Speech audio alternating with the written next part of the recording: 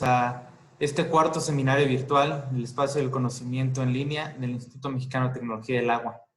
Me presento, mi nombre es Jorge Velázquez, soy subcoordinador de tecnología apropiada del IMTA y voy a ser su moderador esta mañana. El tema que nos reúne el día de hoy es el pronóstico en la generación hidroeléctrica de embalses con modelos estadísticos y satélites, con nuestro ponente, el doctor Julio Herrera Estrada. Es un tema de suma importancia que no debemos dejar pasar para considerar una verdadera transición energética necesaria en nuestro país. Antes de dar la palabra a nuestro invitado, así como al director general, al doctor Adrián Pedroso, para darle una bienvenida, quisiera compartir con ustedes cómo va a ser la dinámica que seguiremos esta mañana. Como podrán darse cuenta, todos los micrófonos están silenciados y se van a quedar así. Esto por razones de logística. La forma de interacción del grupo por medio del chat de este mismo, que lo pueden encontrar presionando el botón que dice chat en la parte inferior de su ventana de Zoom. Ahí se van a poner, por favor, todas las preguntas y comentarios. Todas las preguntas y comentarios que necesitan hacerle al ponente o a la gente que participe, se harán las preguntas del chat. Su servidor tomará todas las preguntas y comentarios y las cuales, bueno, voy a resumir, voy a agruparlas y al final de la ponencia estas se estarán leyendo en grupos de 3 para poder hacer esta dinámica pues mucho más dinámica. Pues quisiera darle también la bienvenida al doctor Pedroso, director general del Instituto Mexicano de Tecnología del Agua, a lo que le pediría si nos puede dar el mensaje de bienvenida.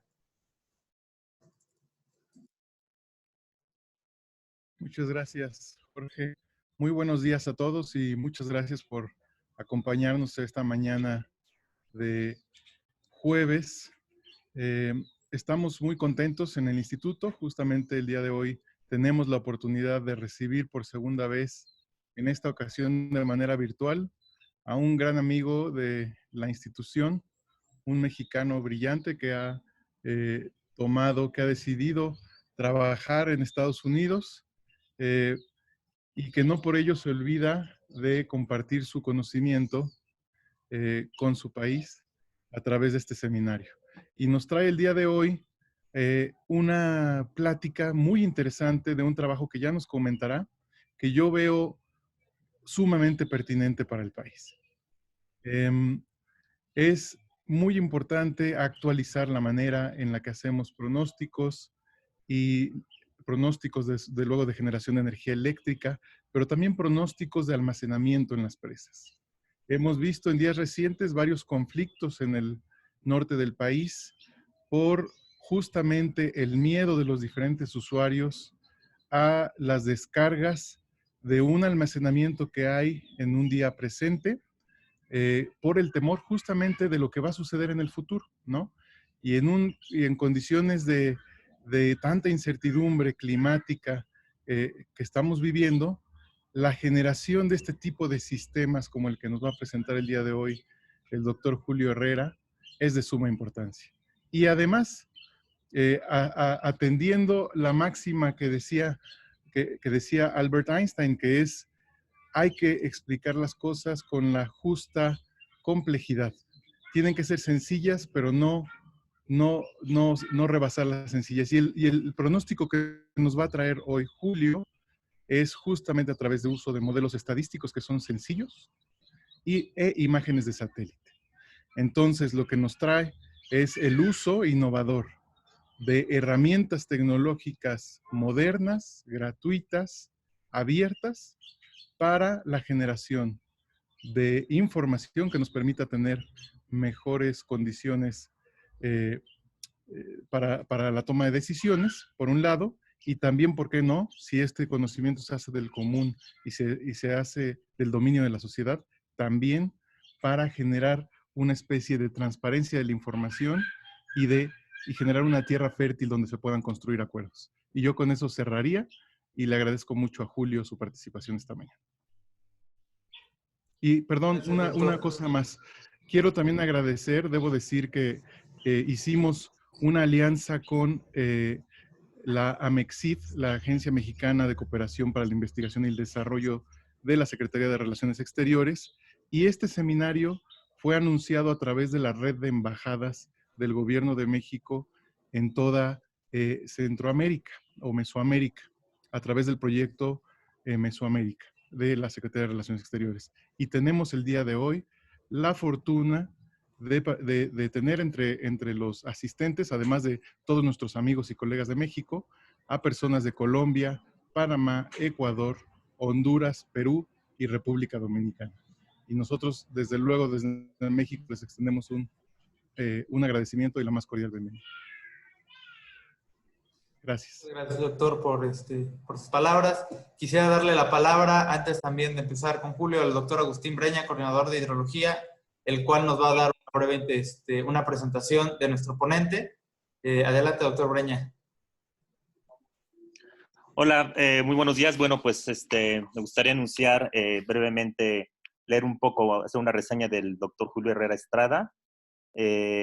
Bueno, Julio, él tiene un background, una formación en matemáticas aplicadas por la Universidad de Columbia en Nueva York y posteriormente, bueno, decidió continuar con su carrera académica haciendo un doctorado en la Universidad de Stanford, en donde pues estudió la sequía, sobre todo las causas y los impactos de las sequías en Norteamérica, tanto en climas, tanto en condiciones estacionarias como en no estacionarias.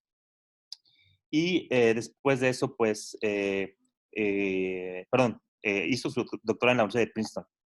Y posteriormente su postdoctorado en la Universidad de Stanford, en donde estuvo trabajando principalmente en el nexo agua, energía, tanto en Estados Unidos como globalmente. De hecho, ese es una de sus ese tema lo impartió el año pasado en el IMTA. Y más recientemente se unió como colaborador, como científico en Descartes Labs, donde actualmente trabaja, que es una compañía o una spin-off del laboratorio de Los Álamos, que se define como una refinería de datos con imágenes de satélite. Entonces, bueno, actualmente Julio se dedica principalmente a ciencias de datos aplicadas pues a las ciencias de la Tierra y el medio ambiente. Sin más por añadir, le doy la palabra a Julio. Adelante, Julio.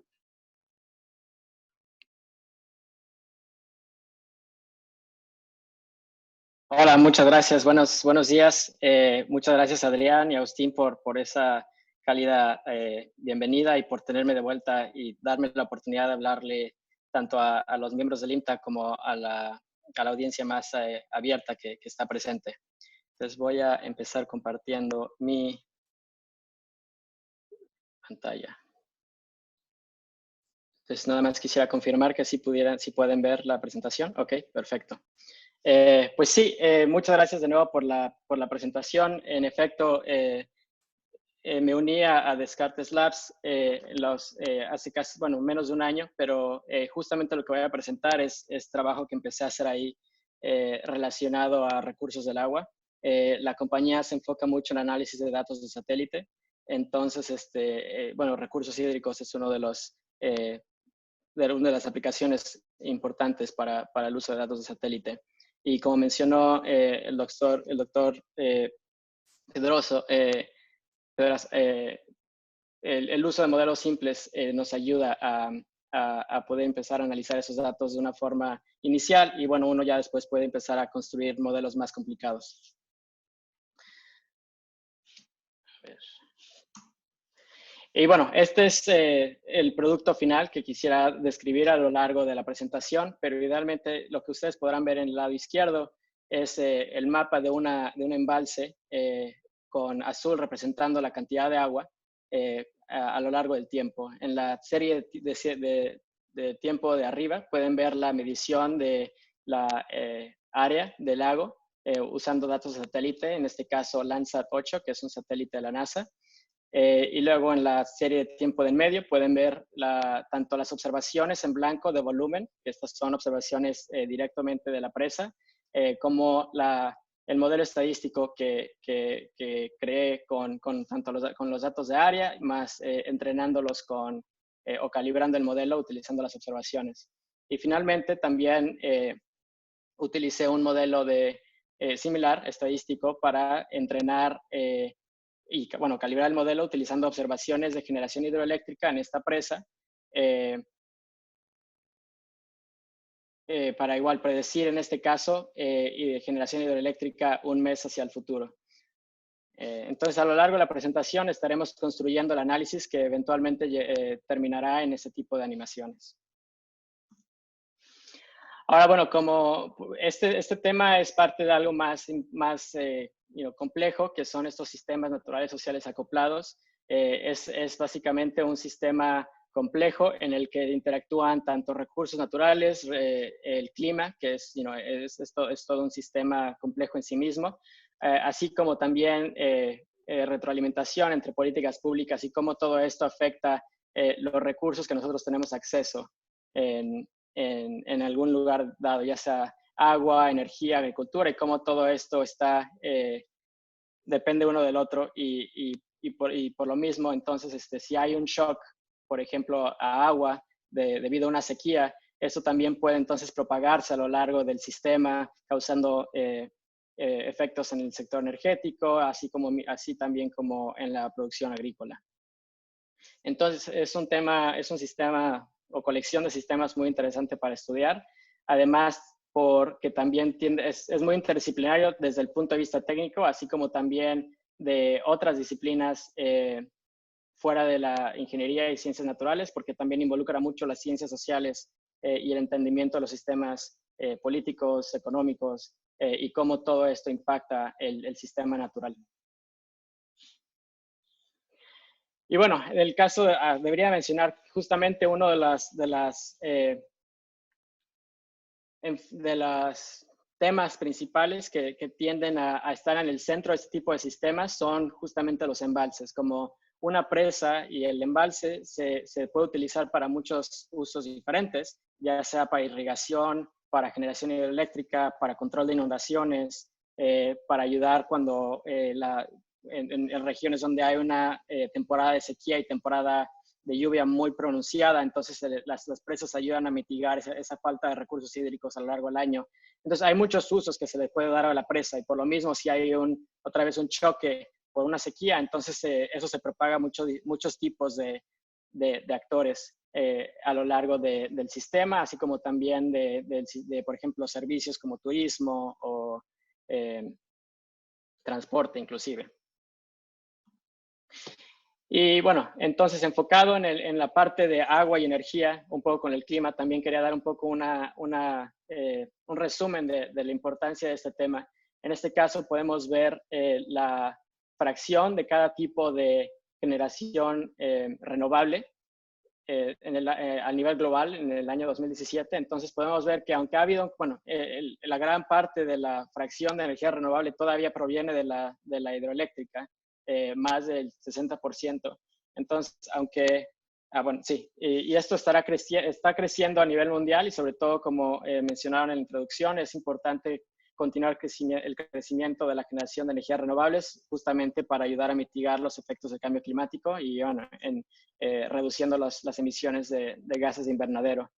Pero bueno, en el presente, aunque a lo mejor la mayoría del crecimiento que veamos en el futuro será a través de energía eólica y solar, en el presente la generación más importante desde el punto de vista de renovables ahorita es la hidroeléctrica en tema de volumen.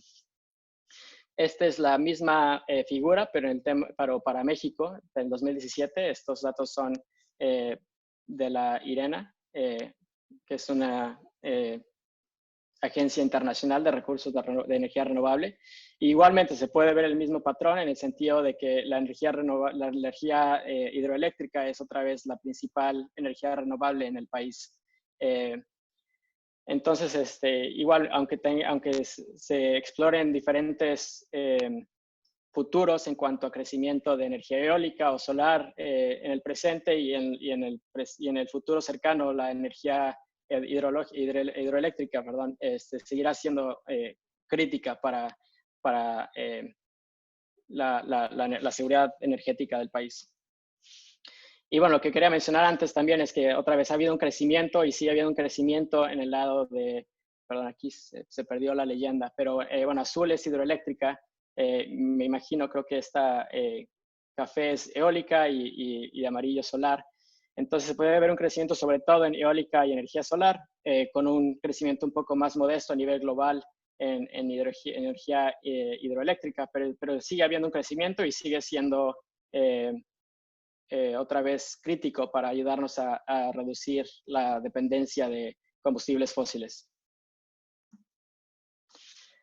Y bueno, la mayoría de la generación hidroeléctrica en el mundo se encuentra en China, en India, Rusia, los países de Estados Unidos, Canadá, Brasil, pero también siguen siendo muy importantes en regiones como México, varias partes de Latinoamérica, Colombia, Venezuela, Perú, Argentina, así como países nórdicos.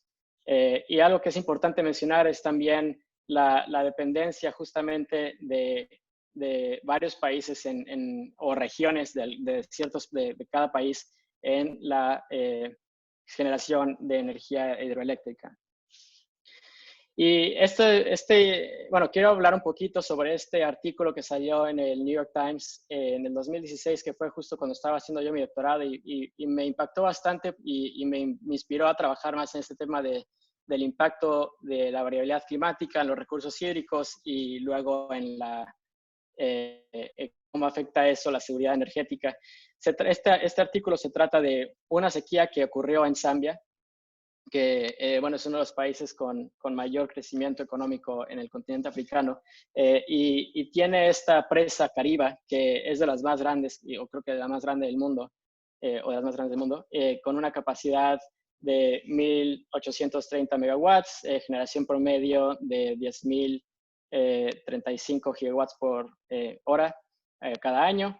Y bueno, en este caso, Zambia y varios de los países aledaños dependen mucho de la electricidad producida por esta presa. En el caso de Zambia en particular, 95% de su electricidad proviene de hidroeléctricas y 40% de esta presa en particular. Entonces, durante la sequía del 2015-2016,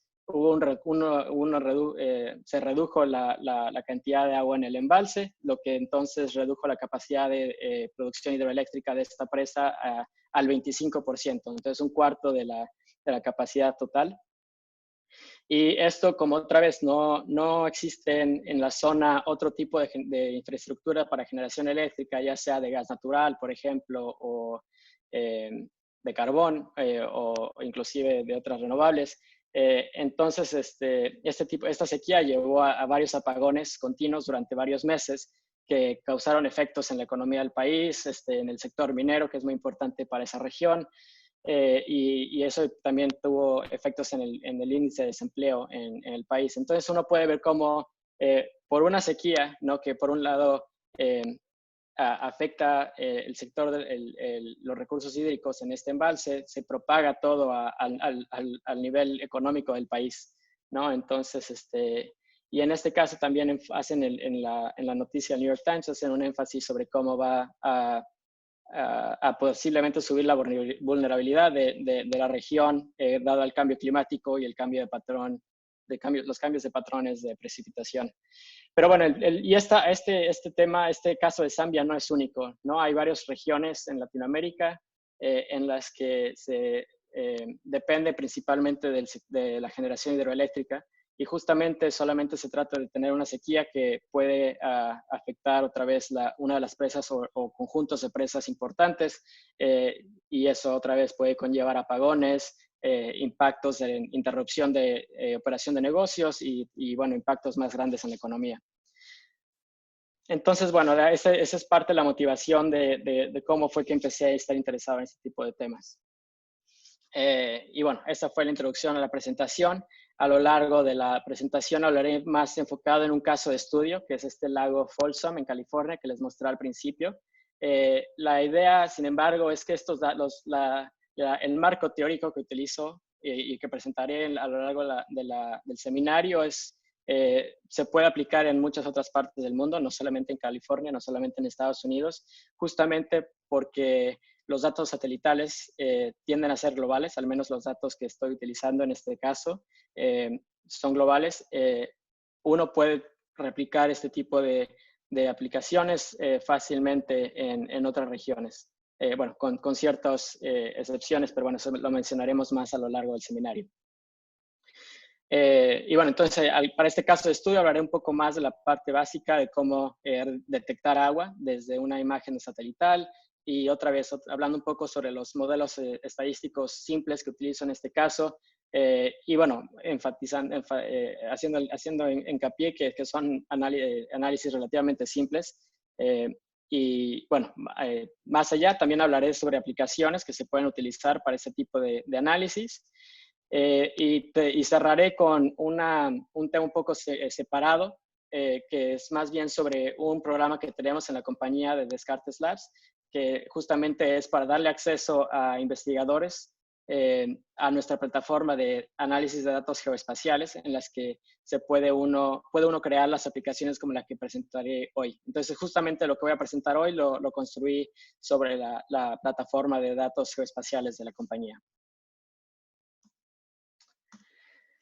Entonces, bueno, ¿por qué Folsom Lake? El lago Folsom. Justamente la motivación empezó por la sequía que ocurrió en California en la década pasada, justamente alrededor de finales de 2011 hasta más o menos el 2016, 2017. En estas dos imágenes que pueden ver el lago cuando estaba bastante lleno, 97% de la capacidad total. Esto fue en mediados del 2011. Y bueno, para el 2014 el embalse ya estaba relativamente vacío. Obviamente se pueden imaginar que la generación hidroeléctrica de la presa en el 2014 fue muy baja, ya que estaba llena hasta el 17% de la capacidad total. Entonces, por otro lado, también vale la pena mencionar que esta no es un lago muy grande, no es tampoco un embalse con una capacidad de generación hidroeléctrica muy alta, pero otra vez, bueno, la motivación fue, empezando con estas imágenes, nos preguntamos, dado que se pudo ver estas fotos, ¿qué tal podemos ver todo este impacto de la sequía desde imágenes de satélite? Y de ahí continúa el análisis, pero de nuevo quisiera mencionar que ese tipo de análisis se pueden hacer para presas sobre todo presas más grandes y probablemente ese tipo de análisis en presas más grandes serían aún más precisas justamente porque hay más observaciones en el espacio que nos pueden ayudar a medir con precisión el área del lago. Y bueno, otra vez esta presa, el uso particular principal es control de inundaciones. También se utiliza los recursos del agua que provee del lago, así como del flujo que permite del río, se utiliza para irrigación. Y por último, la generación eléctrica, dado que tiene también varios generadores. Pero otra vez, esta no es una presa particularmente grande en temas de generación hidroeléctrica, pero aún así es de tamaño medio, digamos. Entonces, para situarnos un poco mejor, este es un mapa del norte de California. Pueden ver aquí San Francisco, el lago Tahoe y justamente, Sacramento, la capital de California, y justamente el lago que estaremos estudiando en este seminario está aquí en el círculo, haciendo un poco zoom, otra vez de nuevo San Francisco, y esta es la forma del lago que vimos al principio. Ok, y bueno, entonces la primera parte del análisis fue simplemente preguntarnos, ¿podemos ver este impacto de la sequía en el lago con datos de satélite? Y en efecto, esta imagen es una imagen de satélite de Landsat 8, otra vez un satélite de la NASA. Viendo las bandas en el espectro visible, podemos ver el efecto de la sequía. Esta es una imagen de enero de 2014. Este satélite en particular no empezó sino hasta el 2013, entonces no podemos ir hacia el 2011 para tratar de replicar la imagen que vimos antes, pero justamente el 2017 fue una temporada de lluvia extrema en California, entonces se puede ver justamente en esta presa lo llena que pudo estar, y lo que también es interesante es ver todo el cambio en el ambiente alrededor de la presa, ¿no? Si Si se dan cuenta aquí en temas en tiempo de sequía, bueno, la presa, el embalse está muy, se pueden ver los contornos, se puede ver el fondo del lago, y también alrededor se ve muy, bueno, café, ¿no? Por la vegetación que no está saludable. Y bueno, cuando hay una temporada de lluvia extrema, pues se ve el contrario, ¿no? Se ve el embalse lleno y también pues todo verde alrededor. Entonces, bueno, esto nos da también información sobre todo lo que podemos tratar de capturar con datos de satélite, ¿no? No nada más el tema del agua, sino también de la salud de la vegetación alrededor, bueno, no solo alrededor de un embalse, sino en general. Y algo que a lo mejor vale la pena mencionar, en este caso, tuve que ver varias imágenes de Landsat, justamente como fue una temporada de lluvias bastante intensa en enero, bueno, en 2017. Hay muchas nubes en muchas de las imágenes. En este caso hay poquitas nubes, sobre todo que no están cubriendo el lago, pero justamente las nubes pues van a ser un problema cuando queramos ver en general la superficie de la Tierra utilizando este tipo de observaciones. Entonces, justamente uno de los desafíos es, y en particular, sí, uno de los desafíos principales para este tipo de modelos que estoy presentando hoy va a ser la presencia de nubes. Y bueno, en ciertos lados la presencia de nubes simplemente oscila de año a año, pero en otros lados, por ejemplo, en los trópicos, pues hay nubes casi todo el año, entonces es mucho más complicado tratar de implementar ese tipo de modelos. Sin embargo, no es imposible utilizando otro tipo de datos de satélite que mencionaré al final. Entonces, bueno, una introducción rápida sobre cómo es que podemos ver el agua en datos de satélite. En el lado izquierdo pueden ver una gráfica sobre la absorción del agua líquida a diferentes frecuencias del espectro electromagnético. O bueno, sí. Y del lado derecho pueden ver las bandas de mediciones que observa el satélite de Landsat 8 de la NASA. Y bueno, por ejemplo, aquí pueden ver que la banda azul está entre 0.45 y 0.51 micrómetros, que más o menos justamente, pues como se imaginarían, dado que frecuentemente podemos ver el agua azul, quiere decir que justamente esta frecuencia, en esta frecuencia no se absorbe mucho de la radiación. Entonces, utilizando combinaciones de las bandas que vemos aquí de Landsat, informándonos por este espectro de absorción, podemos empezar a tratar de discernir qué partes de la imagen son agua o qué partes de la imagen son vegetación, por ejemplo. Y bueno, entonces, hay diferentes índices que se han construido, son índices relativamente simples que se han construido a lo largo de los años para tratar de identificar diferentes aspectos de una imagen satelital. Entonces, por ejemplo, en este caso podemos ver el índice de vegetación de diferencia normalizada, que es esta resta de la, ¿cómo se dice?, de esta banda en el infrarrojo cercano, menos la banda roja, y bueno, dividido por la suma de las dos bandas. Entonces aquí podemos ver que ya se puede empezar a discernir el lago. En este caso pueden recordar que es una imagen del lago cuando estaba relativamente vacío. Entonces pueden empezar a discernir dónde es la presencia de agua. Abajo pueden ver el histograma del valor de este índice en el mapa de arriba.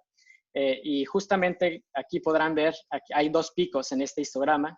Perdón que aparece mucho esta banda. Hay dos picos en el histograma y en este caso, dado el índice, la definición del índice, el pico más pequeño es el que corresponde a los píxeles que corresponden a agua. Pero bueno, hay otros índices que también podemos utilizar, que es el índice de diferencia de agua normalizado. En este caso se utiliza otra banda del infrarrojo de Landsat, que también ayuda a discernir el efecto del agua. Y bueno, por último, que es el que utilizo en este caso, es uno que utiliza la banda azul, justo con el infrarrojo. Y bueno, todas estas imágenes tienen la misma escala, entonces pueden ver que en la última imagen se puede discernir un poco mejor los píxeles de agua. Y fue por esto que escogí este índice. Pero bueno, en la literatura, en los estudios científicos, se han utilizado los 3 tipos de índices. Y en el caso aquí se puede ver otra vez los histogramas de cada índice sobre la imagen. Y la idea en este caso es utilizar un umbral. Entonces, como mencioné, hay 2 picos en estos histogramas. La idea es, bueno, y el pico más pequeño es el que corresponde a los píxeles de agua. Entonces, para poder crear una máscara de lo que es agua nada más, lo que tiene que hacer uno es definir un umbral y decir arriba de este valor consideramos que el píxel es agua y abajo es todo lo demás. Y bueno, otra vez, como mencioné aquí, se puede discernir un poco mejor el agua con este índice. Entonces, la idea es que será más fácil encontrar un umbral óptimo para identificar agua. Esta es justamente una ilustración del umbral que estoy mencionando, en este caso del índice que ya mencioné antes. Justamente aquí este pico más pequeño son los píxeles que corresponden a agua. Y bueno, lo que también observé cuando estaba empezando a trabajar en esto es que diferentes imágenes, o sea, a lo largo del tiempo, tenían diferentes histogramas. Entonces, en este caso, por ejemplo, pueden ver que el umbral está por ahí de 0.40 y tantos, mientras que en esta imagen el umbral óptimo, que es el punto más bajo entre los 2 picos, está abajo de 0.2. Entonces, si también uno quiere utilizar el mismo umbral para todas las imágenes a lo largo del tiempo, pues va a introducir ciertas incertidumbres. Entonces, lo que hice fue definir un umbral particular basado en cada imagen, bueno, una suma de las imágenes a nivel mensual, y así tratar de identificar los píxeles que son agua, con menor cantidad de incertidumbre posible. Porque al final de cuentas, también algo que me di cuenta a lo largo de este estudio fue que la incertidumbre en la definición, en la medición del área del lago es la incertidumbre principal en este caso, que nos permite o no nos permite estimar un buen modelo. Entonces, si las mediciones que tomamos del área del lago no son buenas, pues entonces el resultado no va a ser bueno tampoco. Por eso es que es necesario estipular un umbral para cada imagen. Y bueno, entonces aquí están las 2 imágenes que les presenté al principio, una de enero 2014 y enero 2017, durante la sequía arriba y durante una temporada de lluvia extrema abajo. Y otra vez pueden ver cómo se visualiza esta imagen utilizando el índice que mencioné anteriormente, y otra vez con la definición de un umbral podemos aislar en particular los píxeles que son agua.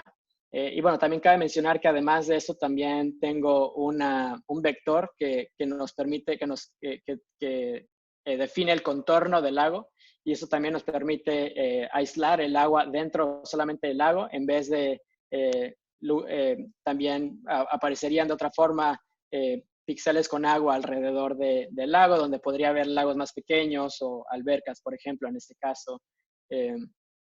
Entonces, por eso también es importante tener el contorno del lago como parte del análisis, para ayudarnos en particular a solamente enfocarnos en el agua dentro del lago. Entonces, bueno, esta fue más o menos la introducción sobre cómo empezar a ver agua en datos de satélite. Para el resto del estudio utilicé estos mismos datos de NASA, de Landsat 8, que en este caso la misión sigue al presente, pero solamente utilicé datos de hasta finales del año 2019, simplemente porque ese fue el marco del estudio. Y bueno, para las mediciones, las observaciones de volumen, utilicé datos que son públicos del estado de California, del Subdepartamento de Recursos Hídricos, datos mensuales de abril 2013 hasta octubre del 2019, y también datos públicos que son de la generación hidroeléctrica de esta presa, que van desde otra vez abril 2013 hasta agosto de 2019. Y algo que a lo mejor vale la pena mencionar es que, aunque existen esas observaciones y son públicas, existe también un delay, no se publican actualizadas, pues. Entonces, yo estaba haciendo este análisis a finales del año pasado, cuando todavía no se publicaban los valores de volumen y los valores de medición hidroeléctrica. Entonces, aunque en regiones inclusive como California, donde tienen donde reportan muchas medidas de forma pública, no siempre están actualizadas al momento, entonces los datos de satélite pueden proveer ese tipo de actualización, sobre todo para actores que no están involucrados directamente en el gobierno. Entonces, uno se puede imaginar que los que están haciendo la gestión, involucrados en la gestión de la presa del lago Folsom, pues obviamente conocen cuánta hidroelectricidad se está produciendo y cuál es la medición del volumen, pero uno que no está involucrado en esa gestión, entonces no tiene acceso a esa información. Pero bueno, utilizando datos de satélite puede uno obtener cierta forma de acceso al estado del lago y de la potencial generación hidroeléctrica de la presa. Y por último, como mencioné, tener el contorno del lago también es importante y para eso utilicé datos de OpenStreetMap, que provee contornos de diferentes, bueno, de lagos, de ríos, de ciudades, de forma gratuita. Entonces también fue muy importante para este análisis. Bueno, lo primero que hice fue leer la literatura que se había escrito ya sobre esto, sobre todo porque no era mi tema en particular. Entonces me puse a leer qué se había escrito y ya han habido varios estudios que han encontrado esta relación empírica entre volumen y área para presa, para embalses. Es un modelo muy sencillo, tratando de ver un poco la geometría, de estimar un poco la geometría de cada embalse. Obviamente no son volúmenes esféricos o cúbicos o como un cubo. Entonces estos parámetros ayudan un poco a adaptar la geometría de cada embalse para tener una estimación del volumen en base al área. Y bueno, entonces uno se puede dar cuenta utilizando logaritmos que puede uno construir una regresión lineal, o al menos empezando con una regresión lineal para estimar volumen de mediciones de área. Y estos serían otra vez los parámetros del modelo. Como ven, es un modelo muy sencillo. Y bueno, lo que no se había visto en la literatura es si uno quiere tratar de aplicar lo mismo para generación hidroeléctrica, y otra vez pensando que la generación hidroeléctrica, bueno, la capacidad de generación hidroeléctrica, el potencial de generación hidroeléctrica de una presa, pues depende proporcionalmente muy posiblemente del volumen, o esa es la hipótesis. Entonces, un modelo con la misma forma, pues podría a lo mejor ayudarnos a también otra vez estimar potencial de generación hidroeléctrica basado simplemente en el área que nosotros medimos del lago, otra vez con la misma relación que nos ayuda a construir una regresión lineal. Entonces, bueno, algo que es importante empezar a hacer, en mi opinión, es siempre ver los datos antes de querer ponerse a estimar modelos.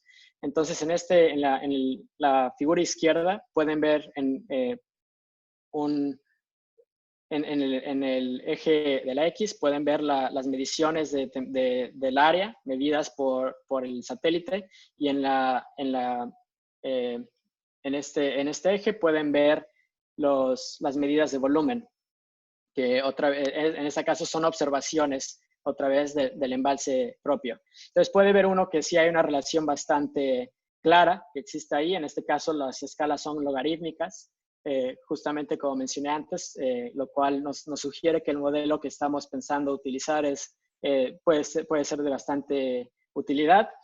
En el lado derecho podemos ver la misma tipo de gráfica, pero en el eje de las Y podemos ver la generación hidroeléctrica, que bueno, estos datos pues son, la relación es menos obvia. Sí existe, sí se puede ver una forma de relación en este caso, pero mucho más, con mucho más ruido comparado a la del volumen simplemente. Y bueno, también cabe mencionar que el volumen y el área pues son cantidades físicas, mientras que la generación hidroeléctrica, otra vez, ahí hay el componente humano, ¿no? Justamente como en este embalse se utiliza para control de inundaciones, irrigación y también como generación eléctrica, hay una toma de decisión detrás de la generación eléctrica de cada presa. Entonces no se puede estimar esa toma de decisiones en la presa basado simplemente en lo que nosotros podemos observar del satélite. Pero bueno, este es lo que quisiera presentar hoy es nada más como una primera aproximación y al final mencionar diferentes datos que podemos después empezar a añadir para tratar de mejorar la predicción de generación hidroeléctrica. Entonces, bueno, estos fueron los resultados del primer modelo. Otra vez, como les mencioné al principio, la parte de arriba es la serie de tiempo del área medida por el satélite. En la de en medio pueden ver en blanco otra vez las observaciones de volumen. En este morado un poco más ligero pueden ver las estimaciones del modelo muy sencillo de volumen. Y bueno, lo separé en dos periodos. Uno, durante la primera parte es las observaciones que utilicé para calibrar el modelo. Y en este caso, lo que ven aquí de este otro color es cómo que también representa el modelo utilizando datos que no fueron incluidos en la calibración del modelo. Entonces, pues bueno, pueden ver que captura bien la bajada la bajada de volumen cuando pues es la temporada de seca del área y otra vez cuando empieza a crecer durante la temporada de lluvias. Cabe mencionar que aquí hay pues no está modelando bien este modelo la capacidad máxima del volumen, se queda corto. No es lo mismo para la sequía, entonces esto nos puede dar también una información sobre cómo podemos utilizar ese tipo de modelos y dónde están las incertidumbres, ¿no? A lo mejor para sequía nos funcionan mejor, para temas para inundaciones y en general cuando hay mucha lluvia a lo mejor funcionan un poco menos. Y bueno, las series de tiempo de abajo son similares, nada más que para generación hidroeléctrica. Y en este caso también vale la pena mencionar que en la serie de tiempo de en medio simplemente estoy tratando de estimar con este modelo cuánto volumen hay en el embalse en cada mes. En el caso de la serie de tiempo de abajo, estas son predicciones un mes hacia el futuro. Entonces aquí ya podemos empezar a ver al menos un poco de valor de ese tipo de modelos. No solamente medir lo que ya sabemos, lo que ya podemos medir hoy en el presente, simplemente si pudiéramos tener acceso a los datos del embalse. Aquí en este caso estamos prediciendo en el futuro, un mes hacia adelante, cuánta generación hidroeléctrica puede haber. Entonces, otra vez, como mencioné antes, pues los datos son más ruidosos en este caso, pero aún así podemos tener cierto patrón que nos ayuda otra vez, por ejemplo, a ver cómo la generación hidroeléctrica bajó durante el tiempo de sequía en el 2014 y bueno, poco a poco va subiendo, sobre todo cuando empieza la temporada de lluvias. Pero bueno, otra vez, como mencioné antes, en el que no está modelando el modelo no está capturando las temporadas de lluvia altas, entonces pues eso también afecta que también funciona nuestro modelo. Entonces, para evaluar un poco mejor para evaluar nuestros modelos, utilizo tres tipos de valores. Uno es la R cuadrada, que es bastante común en estadística, pero también otros, pero bueno, como se pueden dar cuenta aquí, esta R cuadrada de la generación hidroeléctrica es relativamente alta. La R cuadrada va de 0 a 1.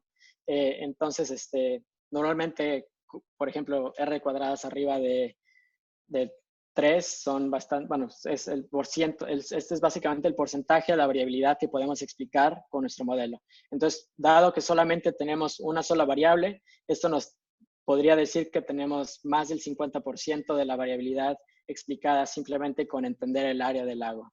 Pero bueno, como vemos, también hay bastantes errores, entonces no necesariamente es una métrica particularmente buena para evaluar qué tan bueno es un modelo.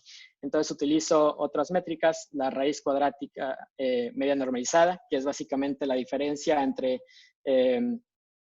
cada punto que es modelado con la observación correspondiente, tomando el cuadrado, sumándolas sobre todas las observaciones y luego la raíz cuadrada. La normalización nos ayuda a entender básicamente qué porcentaje más o menos el porcentaje del error sobre la observación promedio. Y esta métrica es más utilizada en hidrología, que se llama la eficiencia de Klein-Gupta, que toma tres partes de información. Una es la correlación entre la serie de tiempo de la serie de tiempo de observaciones con la serie de tiempo modelada. Esta alfa, que es una medición de qué tanto, la división entre los dos promedios, que nos dice, por ejemplo, si una serie de tiempo está muy arriba de la otra, si consistentemente hay un error sistemático. Y por último, la beta, que es la división entre la desviación estándar de las dos series de tiempo. Y eso nos dice, por ejemplo, qué tan bien representa nuestro modelo la variabilidad que se observa en las observaciones. Entonces, combinando estas tres medidas de correlación, de otra vez un error sistemático, tanto en el promedio como en la desviación estándar, construimos esta métrica que oscila de 1 a menos infinito. Entonces, 1 siendo perfecto, 1 queriendo decir nuestro modelo representa las observaciones perfectamente, y bueno, menos infinito ya pues quiere decir que el modelo no funciona. Entonces, por lo menos quisiéramos algo que estuviera de 0 a 1, idealmente lo más cercano a 1. Y en este caso queremos un valor de la raíz cuadrática media normalizada cercano a 0. Quiere decir que el error, que esta desviación es muy pequeña. Entonces, volviendo a estas gráficas, al modelo que utilizamos para construir estas gráficas, estas son las métricas. Entonces, bueno, tenemos R's cuadradas tanto en la parte de entrenamiento de calibración como de evaluación relativamente altas. Los errores son por ahí del 14-13%. Y bueno, podemos ya ver que esta eficiencia de Klein-Gupta es relativamente alta, cercana a 1 para el caso del volumen. Para el caso de la potencial del pronóstico de generación hidroeléctrica, los valores pues son menores. Como vimos, los datos son mucho más ruidosos. La R cuadrada no es tan baja, pero el error es bastante alto, ¿no? Es casi 68% de error en medición del promedio. Y bueno, Klein-Gupta aquí en este caso nos da una eficiencia muy pequeña, básicamente 0, diciéndonos no es menos infinito, pero no es un modelo particularmente útil en este caso. Entonces, bueno, esto fue un proyecto relativamente corto y hay diferentes formas de mejorar el modelo estadístico. En este caso, lo que se me ocurrió, volviendo a esta gráfica, me pregunté por qué el modelo no funcionaría de la misma forma cuando hay mucha lluvia. Y la pregunta en este caso, la respuesta que pensé fue, bueno, el modelo trata de estimar la geometría del embalse, y entonces conforme se llena más el lago, la pendiente del embalse probablemente cambie, ¿no? Probablemente se haga más pendiente. Entonces, una medición pequeña, un cambio pequeño en el área del lago corresponderá a un cambio mucho más grande del volumen, justamente porque cambia la pendiente a lo largo del lago. Entonces, una idea muy sencilla, no muy elegante para corregir esto, pues es tratar de calibrar un modelo separado para las diferentes partes de la distribución del área. Entonces, otra vez, tenemos un modelo, los modelos son similares en su estructura, pero calibro un modelo primero para las observaciones del percentil 0 al 75 y un modelo separado para los valores altos, del percentil 75 al 100. Entonces, quiere decir que justamente, en particular vamos a tener dos modelos para el volumen y para la generación hidroeléctrica. Uno que es válido cuando los valores son relativamente, bueno, más abajo del percentil 75, y otro que entrará en juego cuando el área es bastante grande. Y bueno, estas son otras de las métricas. En verde pueden ver los valores que subieron, o bueno, que mejoraron el modelo. Podemos ver que las R's cuadradas subieron, al menos para el volumen. Los errores se redujeron. Y en este caso, Klein-Gupta, la eficiencia de Klein-Gupta también subieron para el volumen. Pero bueno, el modelo de volumen ya era relativamente bueno. Las mejores noticias son para el modelo de pronóstico de hidroelectricidad, en el que la R cuadrada no cambió mucho, pero por otro lado vimos mejores... el modelo funcionó mejor desde el punto de vista del error normalizado, que otra vez bajó, y otra vez la eficiencia de Klein-Gupta subió bastante, sobre todo para la parte que el pronóstico que no utiliza los datos que utilizamos para la calibración pasó de ser 0 a 0.5, entonces esto ya nos da, otra vez recordemos que el máximo valor de esta métrica es 1, entonces ya pues nos da bastante más información y precisión. Y bueno, esta es la gráfica que resultó.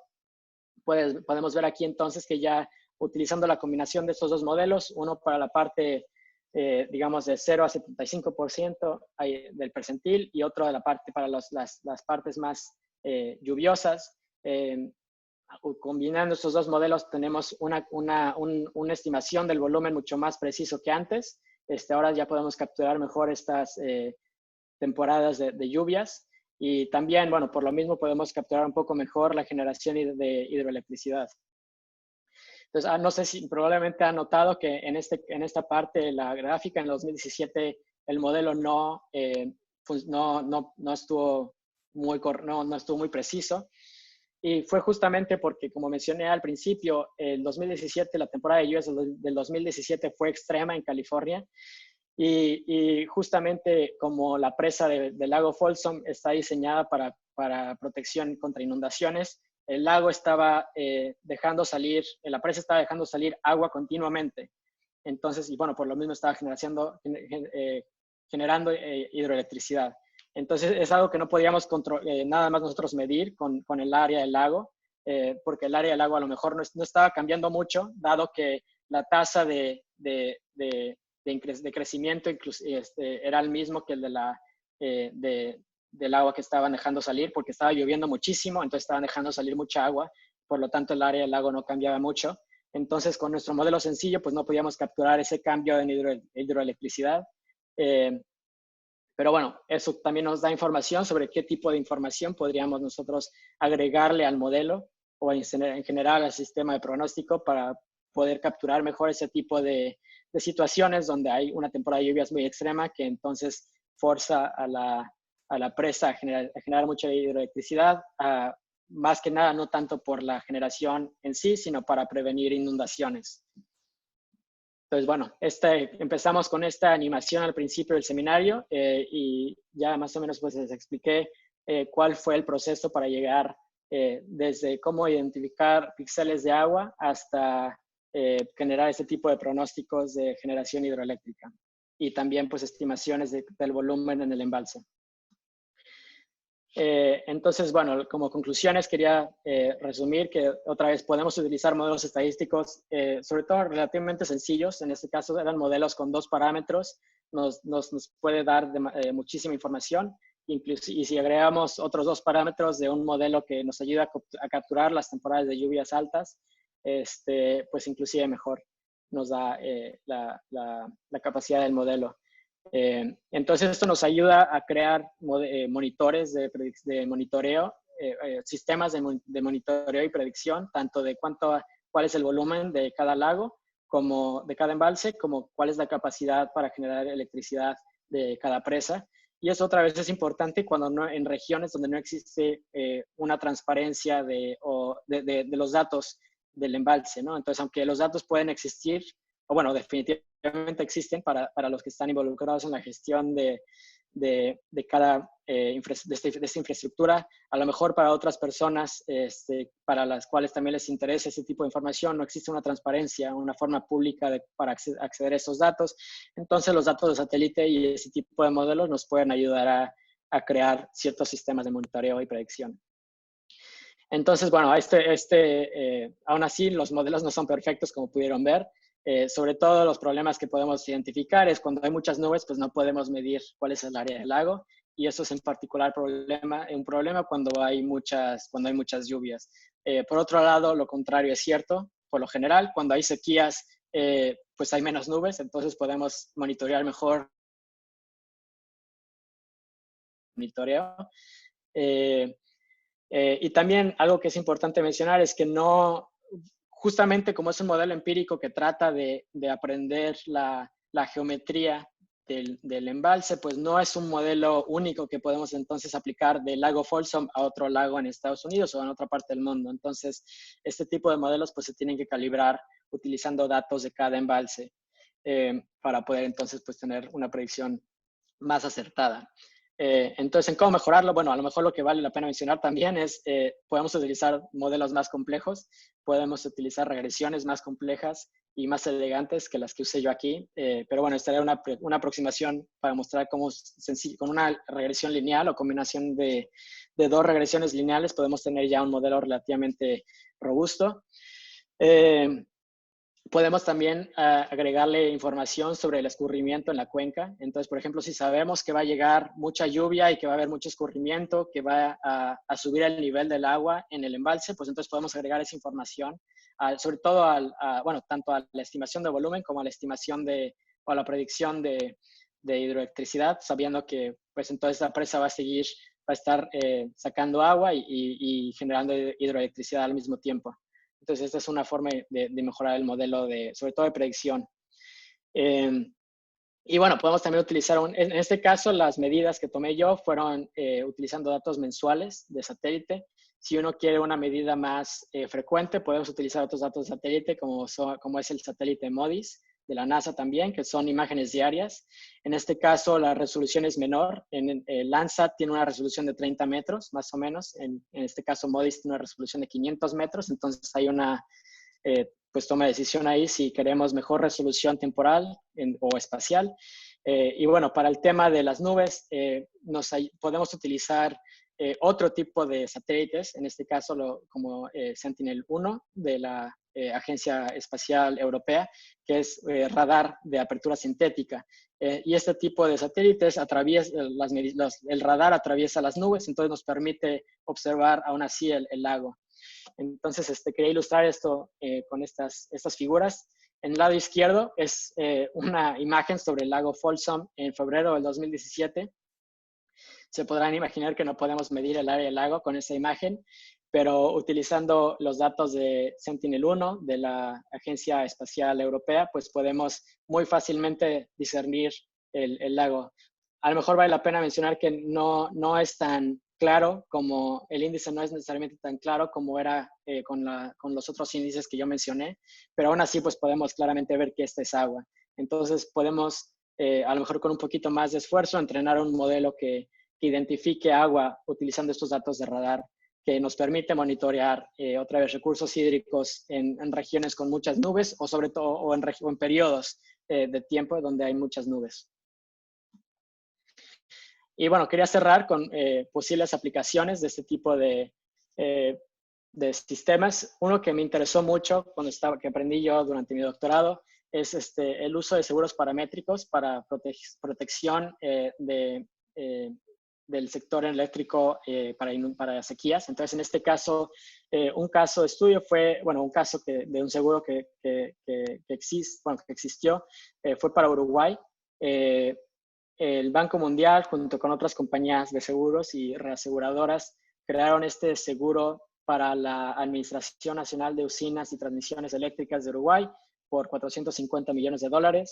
La idea era cuando Uruguay, Uruguay depende mucho de la generación hidroeléctrica, en este caso por ahí del 80%, cuando hay una sequía, entonces la Administración Nacional de Usinas y Transmisiones Eléctricas pues tiene que comprar petróleo para tratar para correr plantas termoeléctricas y seguir abasteciendo a los ciudadanos uruguayos con electricidad. Pero bueno, como esta compra de petróleo puede ser más cara, sobre todo si los precios en esa época estaban más altos, ese costo después se le pasa al consumidor de electricidad. Entonces, la idea de este seguro paramétrico era utilizando datos de estaciones meteorológicas. Se creó el seguro basado en si las estaciones miden menor de cierta cantidad de lluvia, entonces se hace un pago automático a la administración del sistema de hidroelectricidad de Uruguay. Y también tenía una componente del precio del petróleo, porque otra vez, como si hay sequía, entonces Uruguay tenía que comprar más petróleo. Entonces, en este caso, si había sequía y hay altos precios de petróleo, el pago del seguro es mucho más alto. Para otra vez prevenir, ayudar a la administración de del sector energético de Uruguay a no incurrir en gastos muy altos que después se tendrían que pasarle al consumidor en forma de tasas más altas pues, de electricidad. Entonces, eso también, pues, este tipo de seguros se pueden aplicar en otras partes del mundo. Protege al consumidor como a la administración en sí, porque le ayuda a tener más estabilidad en su presupuesto y requerir, por ejemplo, no tener que pedir prestado. Y bueno, por último, también hay otras formas, otras aplicaciones que se le puede dar a ese tipo de sistemas. Como mencioné al principio, en regiones donde se depende mucho de hidroelectricidad, donde no hay otro tipo de infraestructura, pues puede haber apagones. Entonces, este tipo de sistemas puede ayudar a compañías, a ciudades, a diferentes actores a predecir si puede haber, cuál es la probabilidad de que haya algún apagón y que afecte a su negocio o sus acciones de día a día. También pues podemos utilizar esto para predecir el cambio en el precio de electricidad. Obviamente con tratar de incluir modelos un poco más complejos, pero podemos tratar de predecir los cambios en el precio de electricidad y hay diferentes actores que estarían interesados en ese tipo de aplicación. Y por último también yo trabajé en mi doctorado en un estudio que relaciona las sequías con el incremento de generación de gases de emisión de dióxido de carbono. Porque en muchas regiones, por ejemplo, justamente cuando no hay generación hidroeléctrica por una sequía, pues se necesita utilizar gas natural o petróleo o carbón para generar electricidad. Entonces, podemos utilizar este tipo de mediciones de monitoreo utilizando satélites para tratar de predecir si puede haber un incremento en la generación de gases de invernadero a nivel regional, no necesariamente a nivel de un embalse particular. Y bueno, por último, lo que quisiera mencionar rápido antes de abrir las preguntas es este programa que tenemos en la compañía, Descartes Labs, es justamente para investigadores. La idea es darle acceso a investigadores por un año a la plataforma de datos, de análisis de datos geoespaciales que utilicé yo para este estudio. La idea es para uso académico, no comercial. El acceso se da tanto a toda la infraestructura de software que creamos en la compañía, así como también un ambiente de Jupyter Lab para programar en Python. Y también proveemos recursos de cómputo y almacenaje en la nube. Entonces, y ejemplos de datos que estarían incluidos son los datos de Landsat, como los que utilicé yo aquí, datos de Sentinel, que otra vez Sentinel-1 es los datos de radar que pueden ver a través de nubes, así como una gama de otro tipo de observaciones satelitales, así como también datos de tiempo y clima, como son datos de Estados Unidos y de los modelos europeos de tiempo y clima, incluyendo precipitación, temperatura, viento. Y bueno, la fecha límite para aplicar es el 31 de mayo, entonces ya se aproxima pronto.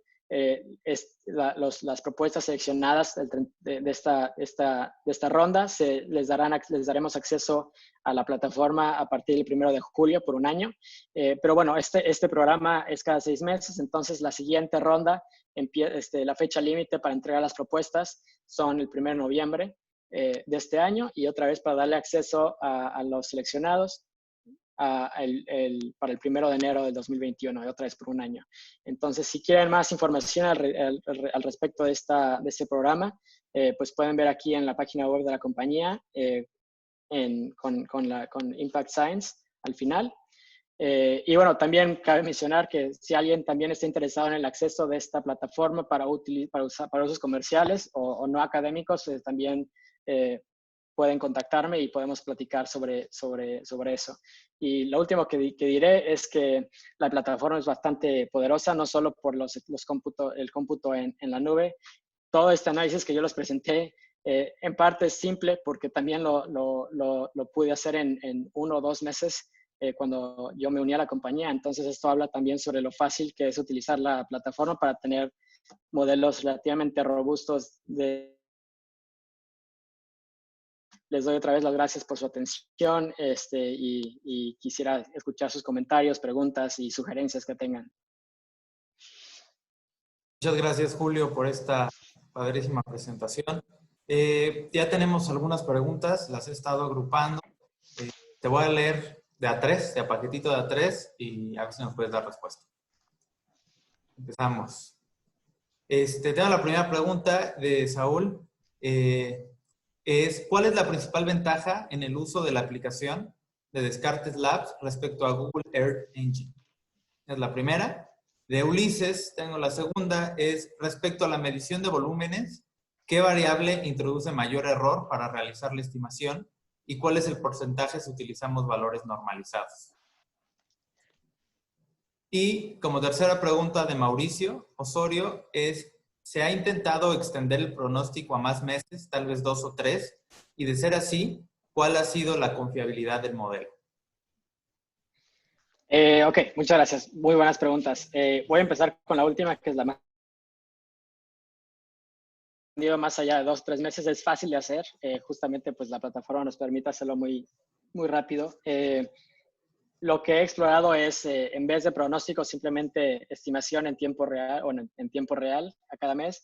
Y pues el modelo funciona mejor en tiempo real que en pronóstico en un mes. Entonces me puedo imaginar que a 2 meses, perdón, también igual otra vez no va a funcionar tan bien como funcionó a un mes. Entonces, probablemente, sobre todo si le agregáramos más información del pronóstico del tiempo y estimaciones de escurrimiento, pues podríamos tratar de extender la utilidad del modelo y del pronóstico más meses hacia el futuro.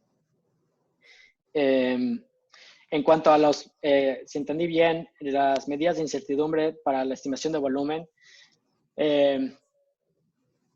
hay dos partes. Por un lado, la variable principal que utilicé en este seminario es el área del lago. Entonces, medir bien el área del lago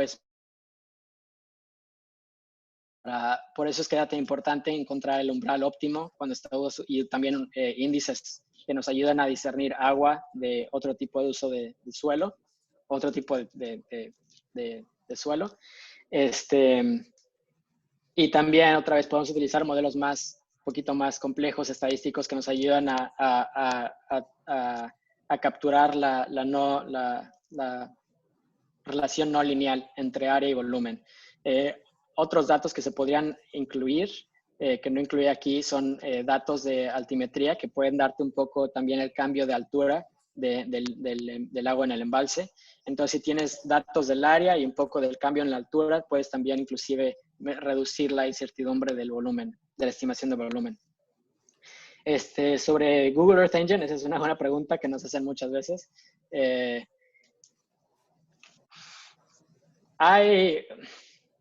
Digamos que la compañía es a fin de cuentas también pues una compañía con fines de lucro. Entonces nosotros proveemos servicios alrededor de la plataforma, dado soporte, así como consultoría que no necesariamente da Google Earth Engine. Y también nosotros tenemos flexibilidad en la nube, que es un poco mayor por lo que tengo entendido de Google Earth Engine en cuanto a acceso a cómputo y almacenaje, inclusive para aplicaciones académicas.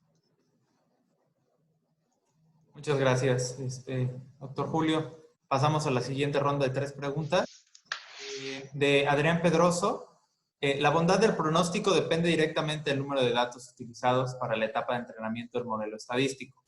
¿Has observado mejoras en el pronóstico si se usa una serie de datos de mayor extensión temporal para la etapa de entrenamiento? Después, de Aida Méndez.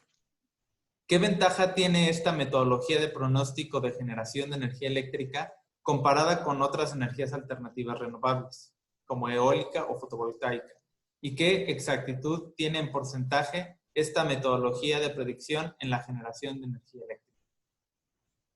Y de ALB Gless dice, ¿la selección entre un modelo para la época de estiaje y de lluvia abundante es automático o se tiene que hacer manualmente? Sí, buenas preguntas. Bueno, empezando con la primera, en efecto, se necesita, entre más información se tiene uno para la parte de entrenar del modelo, es mucho más preciso. Sin embargo, aquí utilicé 60 mediciones, o sea, a lo largo de 60 meses, para estimar el modelo. Y bueno, no tengo los resultados en los que cuantifico qué tan bien o mal se calibra el modelo utilizando menos datos, pero otra vez, como el modelo es relativamente sencillo, solamente 2 parámetros, inclusive con menos, yo diría que con la mitad de los datos se podría todavía crear un modelo relativamente pues comparable a cuando usted 60 datos en este caso. Si uno le quiere agregar más parámetros, pues entonces sí va a tener que uno incrementar el número de observaciones.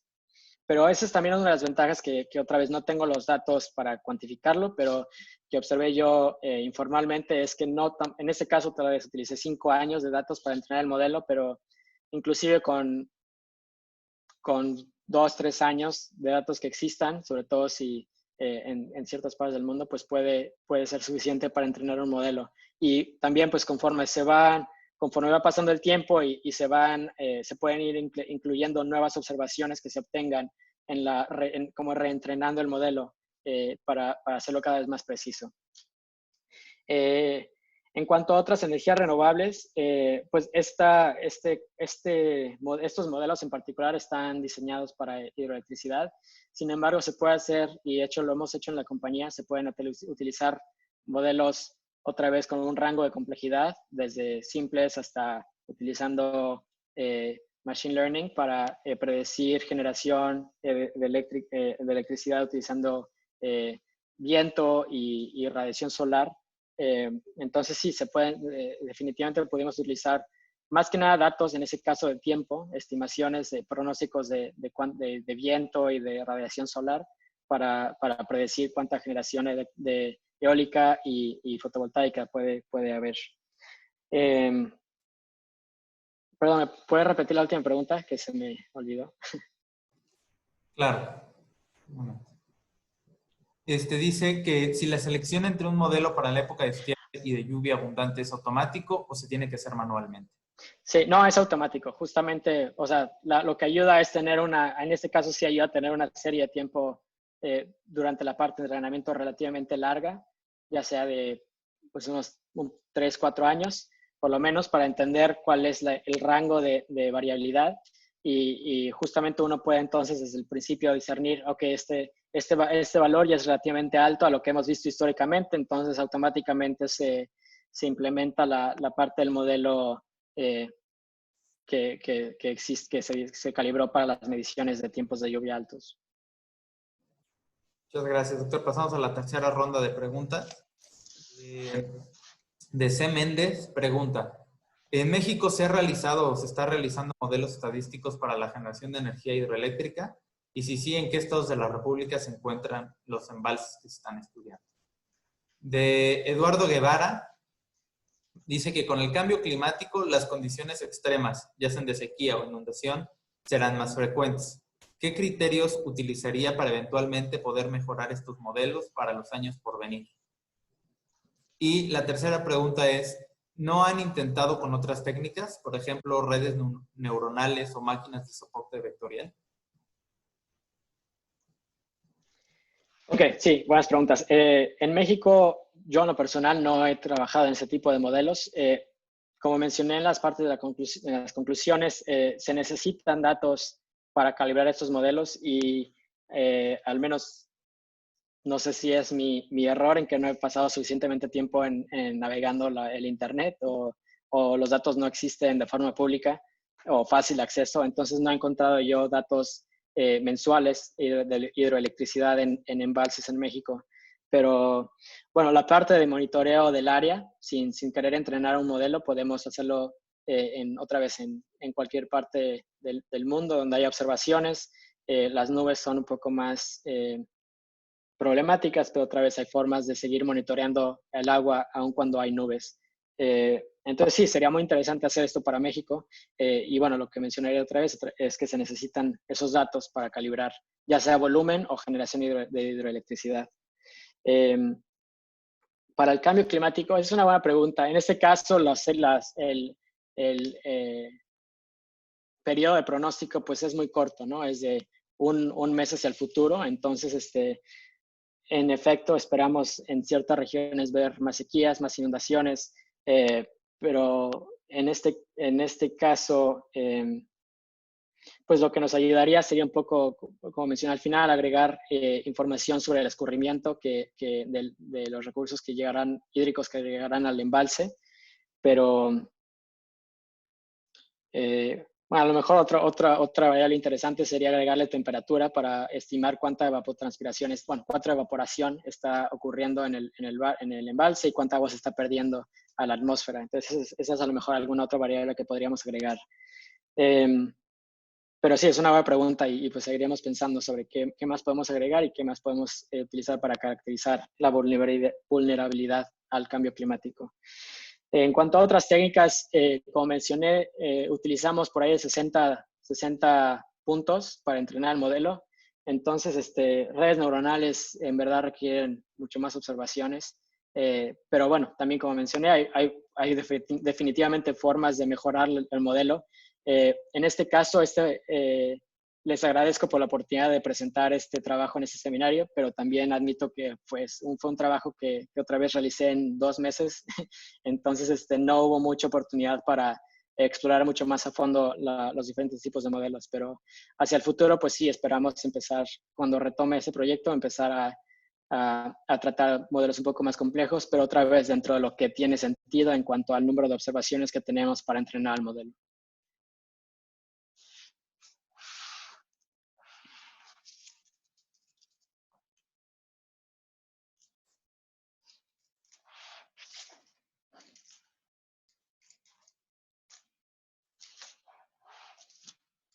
Ay, perdón, no escucho. Perdón, tenía... Muchas gracias por tus respuestas. Pasamos a la siguiente bloque de preguntas de Mauricio. Pregunta, en un año, ¿qué porcentaje de tiempo no es posible obtener información debido a las nubes o el otro fenómeno que afecta a los datos de satélite conocido como sun glare? De Julio Soriano pregunta, ¿cómo podrían reducirse las incertidumbres antropogénicas o no asociadas al pronóstico de generación hidroeléctrica? ¿Podrían utilizarse también las políticas de operación de las presas? Y de Marcelo pregunta, ¿qué índice de agua has usado para la imagen SAR? Sí, ok, buenas preguntas. Pues sí, que tantas nubes hay, depende mucho de la región. En un año depende mucho de la región.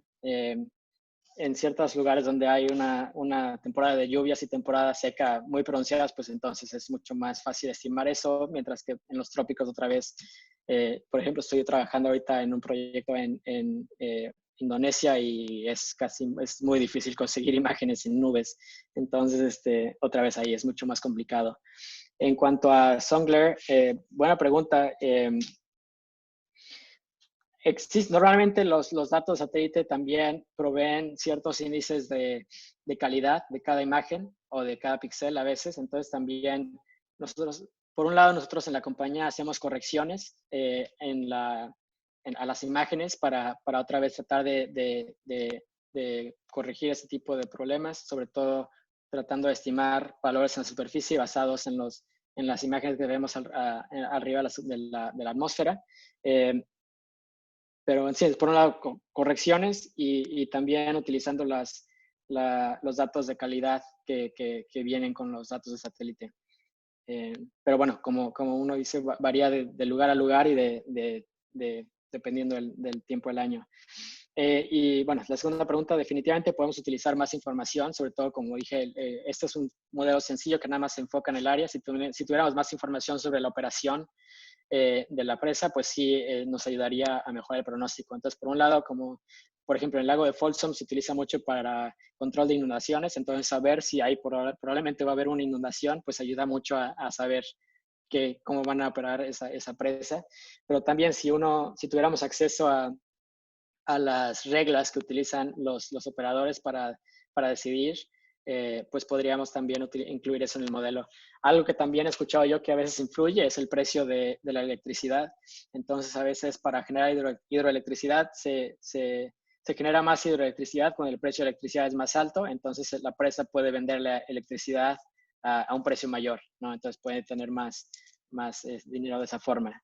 Entonces, pues sí, agregando como más de estas variables desde el punto de vista humano, ayudarían a mejorar el pronóstico.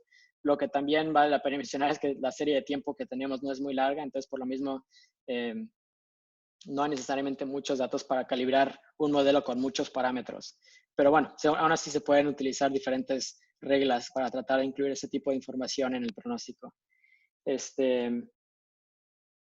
Sí, y la del índice en el ImagenStar, la verdad no utilicé ahí un índice para discernir agua, simplemente,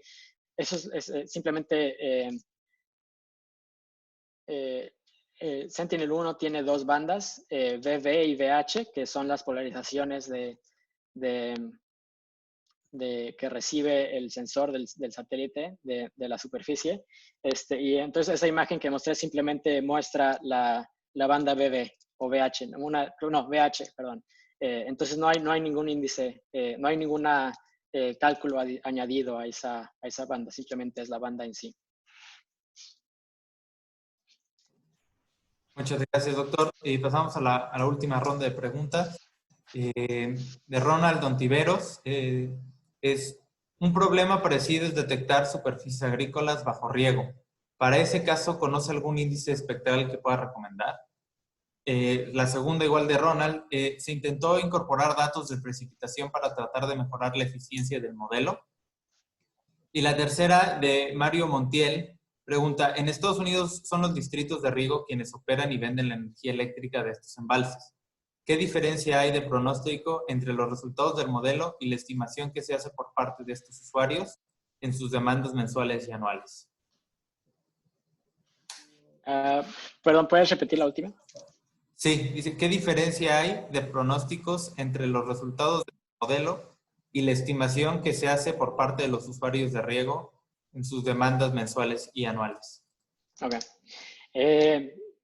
Buena pregunta. La verdad no sé cómo se compara esto con otros modelos que tengan más a nivel regional.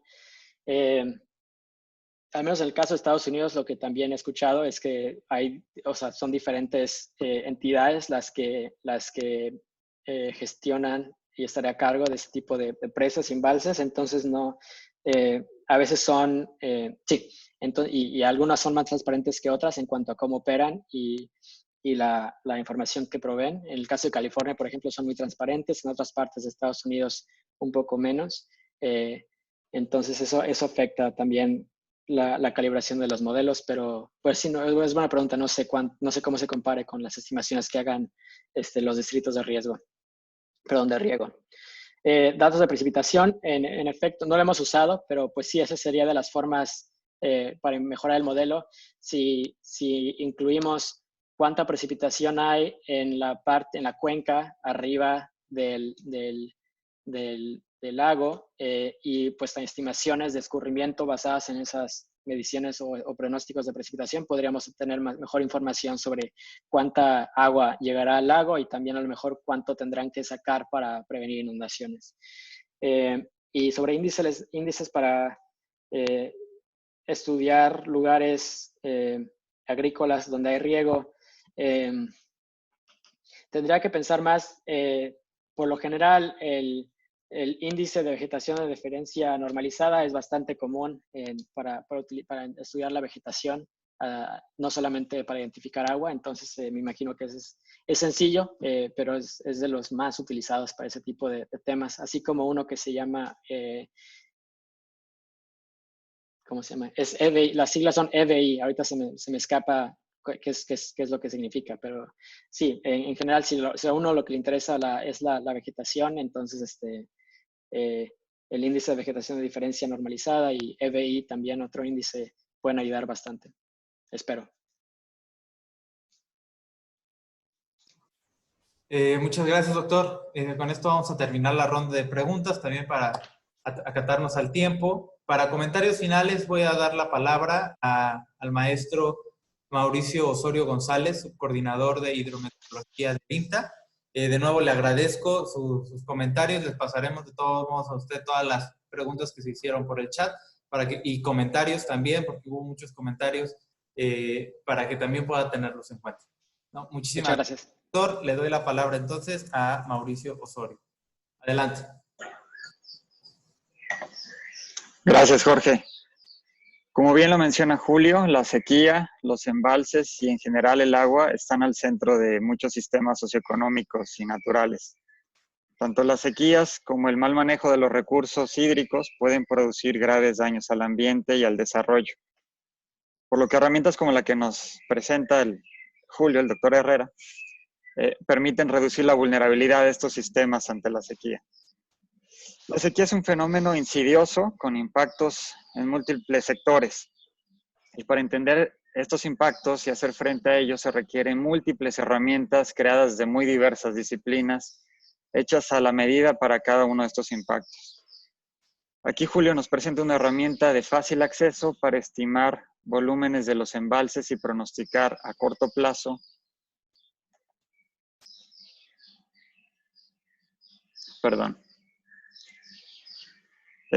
como diciendo, aquí Julio nos presentó una herramienta de fácil acceso que permite la estimación de los volúmenes en los embalses y así poder pronosticar a corto plazo la generación de energía eléctrica, lo cual puede ser muy útil para el sector energético, para la planeación de su portafolio de fuentes disponibles y así no afectar la energía eléctrica o las redes.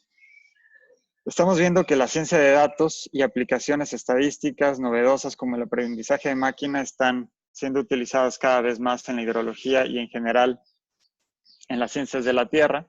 Y en el IMTA debemos continuar aplicando y adoptando estas disciplinas para poner a disposición de todos herramientas que puedan contribuir al desarrollo y bienestar de México.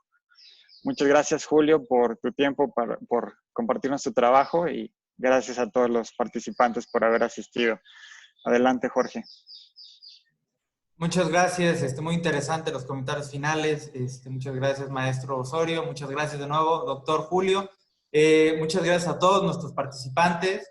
Quiero hacerle una serie de anuncios antes de despedirnos. Esta conferencia, este seminario ha sido grabado y va a estar disponible en nuestras redes sociales, las cuales aparecen ahora en pantalla. Tenemos Twitter, Facebook y LinkedIn. Ahí y también tenemos la página oficial de go.mx/IMTA, en donde van a poder encontrar este seminario, una vez que ya podamos haberlo terminado de editar. Va a estar todo el seminario completo y también quería comentarles, tenemos diferentes tipos de información en nuestras redes. Queremos hacer promoción también al seminario, nuestra segunda función de esta semana, el seminario de arreglos institucionales para la gobernanza del agua, por la doctora Amalia Salgado López, subcoordinadora de Planeación, Economía y Finanzas del Agua del IMTA. Este va a ser el día de mañana, a la misma hora, a las 10 de la mañana, y se pueden registrar sin costo en la liga que podemos ver del lado derecho. De todos modos, esta publicidad está en nuestras redes sociales, entonces ahí también lo podemos ver. Y también los invitamos a nuestro seminario de la siguiente semana, el cual se va a titular Hacia un sistema de pronóstico hidrológico a nivel nacional. Perspectivas para América Latina. Lo va a dar el maestro Saúl Arcíñaga Esparza del Instituto de Ingeniería de la UNAM. Va a ser el siguiente viernes 22 de mayo a las 10 de la mañana. Igual el link para el registro va a estar en la página de atl.org.mx y va a estar también en nuestras redes sociales.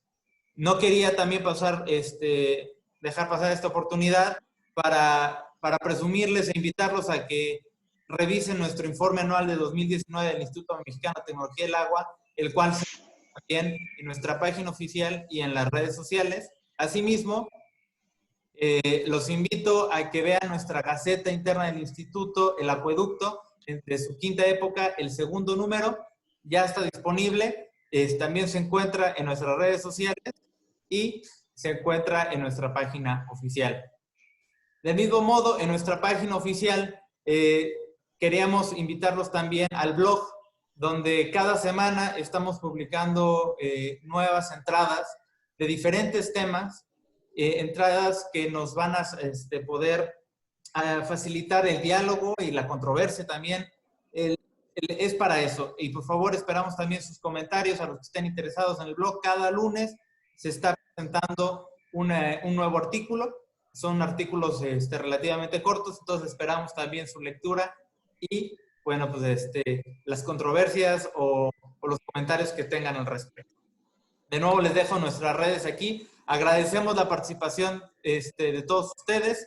Tuvimos alrededor de unas 150 personas el día de hoy. También quería agradecer a nuestros compañeros de Argentina, que tuvimos varios, y también del Perú. Muchas gracias por acompañarnos. Esperamos verlos en nuestros siguientes seminarios.